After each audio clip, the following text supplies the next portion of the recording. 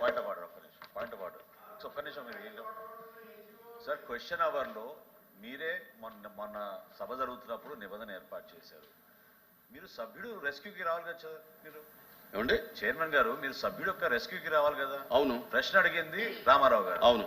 రామారావు గారికి సమాధానం చెప్తున్నప్పుడు అక్కడి నుంచి అంతమంది లేచి మళ్ళీ దానికి ఫర్దర్ గా వాళ్ళు ఈ విధంగా గలాటా చేస్తుంటే సార్ మీరు మీరు ఒక పక్కే చూసారు, రెండో పక్క కూడా చూడండి. ఇటు పక్క కూడా మాట్లాడుతున్నారు, ఏంటంటే ఇటు పక్క కూడా మాట్లాడుతున్నారు. మీరు నేను ఎవరికి అనుమతి ఇవ్వలా, దీని గురించి నేను ఎవరికి అనుమతి ఇవ్వలా, దీనికి సిగ్నేటరీస్ తప్ప ఎవరికి అనుమతి ఇవ్వలా అనేది ఈ ప్రశ్న పైన ఎల్ఓపి గారికి హక్కు ఉంటుంది, మంత్రికి హక్కు ఉంటుంది. ఈ ప్రశ్న పైన ఏమంటే మంత్రులకి ఎల్ఓపికి ఆ ప్రివిలేజ్ ఉంటుందండి. ఈ ప్రశ్న పైన చైర్మన్ గారు ఒక్క నిమిషం, ఈ ప్రశ్న పైన సుదీర్ఘమైన చర్చకి ప్రభుత్వం సిద్ధంగా ఉంది. శాసనసభలో కూడా గంట సేపు చర్చించాం. మీరు అనుమతిస్తే ఈ క్వశ్చన్ ని మీరు హాఫ్ అన్ అవర్ డిస్కషన్ గా మీరు ప్రభుత్వం తరఫు మేము ప్రపోజ్ చేస్తాం, పెట్టమనండి. సుదీర్ఘంగా డిస్కస్ చేద్దాం దాని గురించి.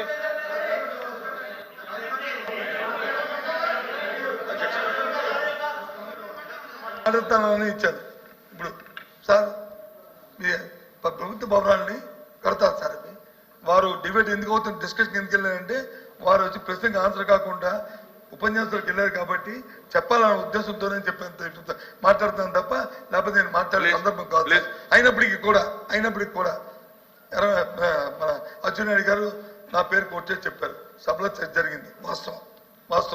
ఆ రోజు ఇదే భవనాన్ని వాళ్ళ ఈ భవనం గురించే చర్చ జరిగింది.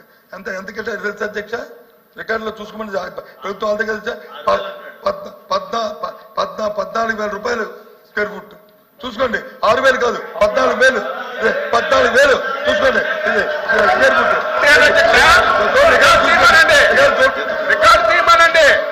కూర్చోండి.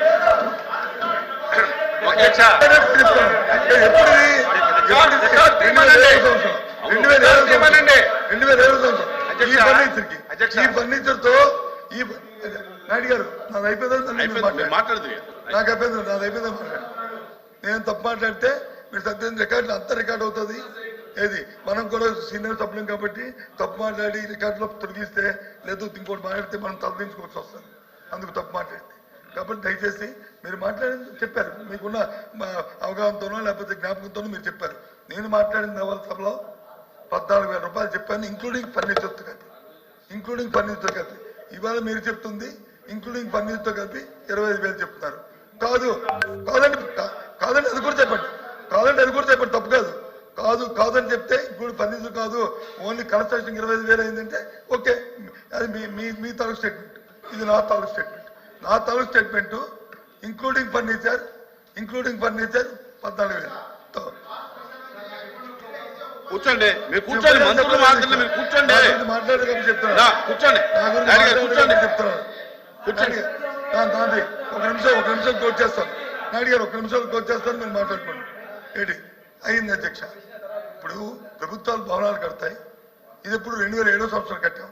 దీన్ని కట్టినప్పుడు ఇప్పుడు ఇది 24వ సంవత్సరం. అంటే ఎన్ని సంవత్సరాలు అయిందో చూసుకోండి. దాంతో 2017 సారీ కరెక్ట్ చేశారు. Thank you. కరెక్ట్ చేశారు, మా మంత్రి గారు కరెక్ట్ చేశారు. Thank you. 2017 7 సంవత్సరాలు అయింది కట్టారు అధ్యక్ష.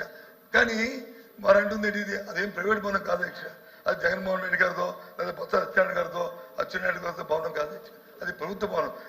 మీరే చూశారు, సాక్షాత్తు సీఎం గారు డిప్యూటీ సీఎం గారు చూసి ఎంత అద్భుతమైన భవనం కట్టారు.